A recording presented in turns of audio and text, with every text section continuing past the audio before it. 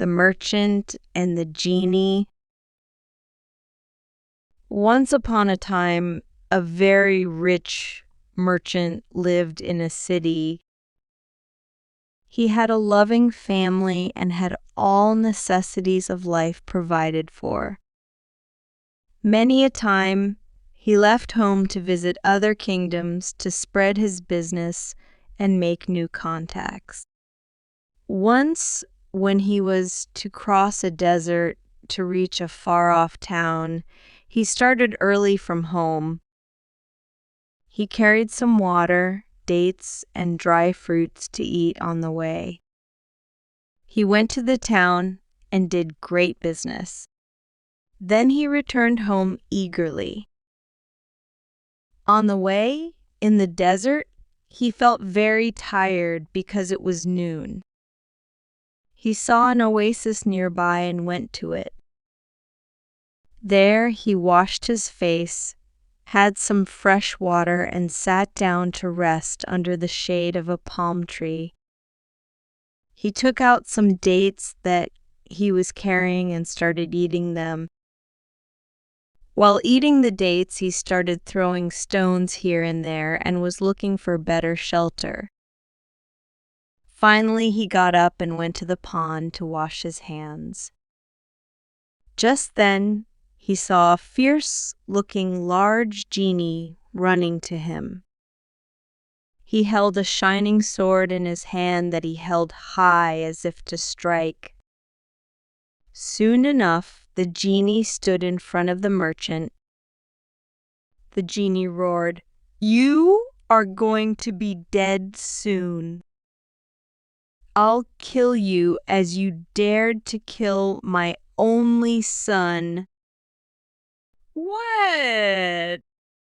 "I killed your son," the merchant said in a shaky voice.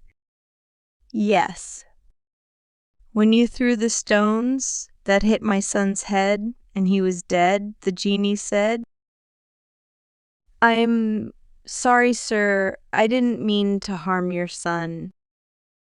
Please be kind and merciful," the merchant begged. "I will hear none of your pleas. You'll be dead just as my son is. I will kill you right now." With these words, the genie pulled the merchant to the ground. He lifted his hand to strike the merchant.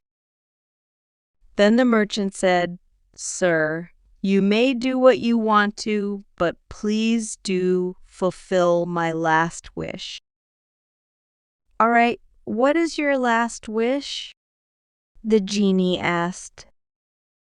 The merchant replied, "Let me go to the city to meet my family for the last time.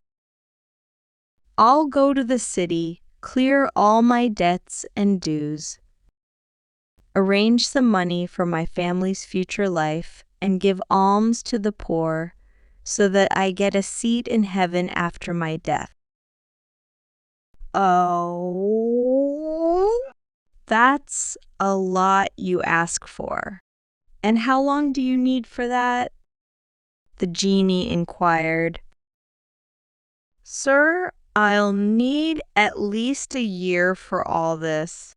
I promise that exactly a year from today. I'll meet you right here on the same spot. Then you can kill me to avenge your son's death," said the merchant. The genie grew thoughtful. Then he said, "But remember, if you are not here 12 months after today, you'll die even a crueler death, which I've set for you." The merchant bowed in agreement. Then he hastened to reach the city.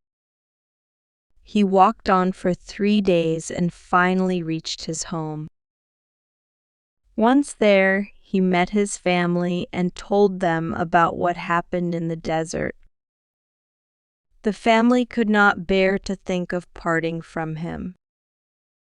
They wept bitterly, but the merchant said that he would have to keep the promise a year later. Next day, The merchant woke up early and soon got busy setting his business affairs. He met a lawyer and made a will. He gave all the dues to the other merchants. He gave food, clothes, and dinars to the poor and needy. He spent a lot of time with his family. Soon enough, a year passed. Then the day dawned when the merchant was to meet the genie in the desert.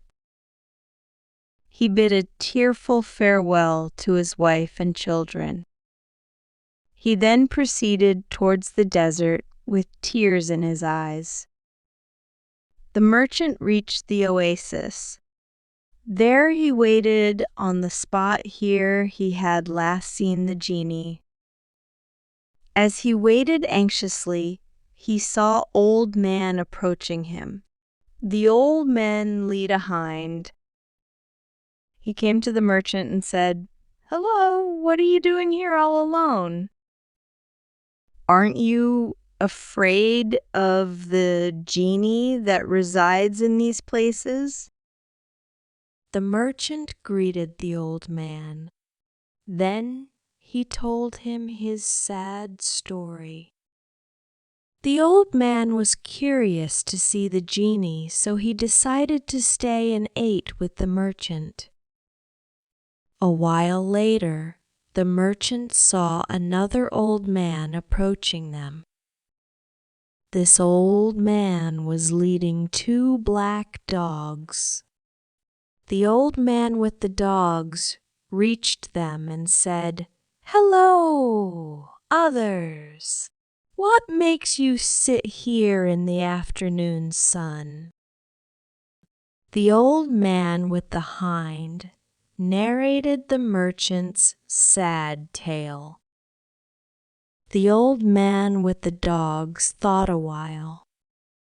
Then he said, "I'll stay and watch the encounter between our brother here and the wicked genie." Saying so, he, too, sat down with the merchant to wait for the genie's arrival.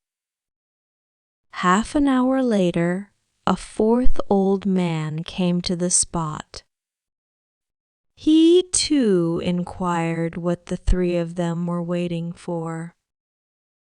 When he heard the merchant's tale and the genie's condition, he, too, sat down to see what would happen. A few minutes later, there was a loud thunder, and the genie appeared before them from a cloud of smoke. His fiery red eyes and sword in his hand showed how angry and eager he was to kill the merchant. He went to the merchant and threw him to the ground. "So you are here," he roared. "Your time has come at last." With these words, the genie lifted his hand high up in the air to strike merchant's head with the sword. All the old men shook with fear and then started weeping with grief at the merchant's fate. The three old men begged the genie to spare the life of the merchant. After much persuasion, the genie said they must each tell him a strange story. If he found it more strange than the merchant's, then he would definitely pardon 1/3 of his offense. So each old man told a story about the companion he had with him. The genie found each story more strange and remarkable than the story of the merchant, so he pardoned the merchant.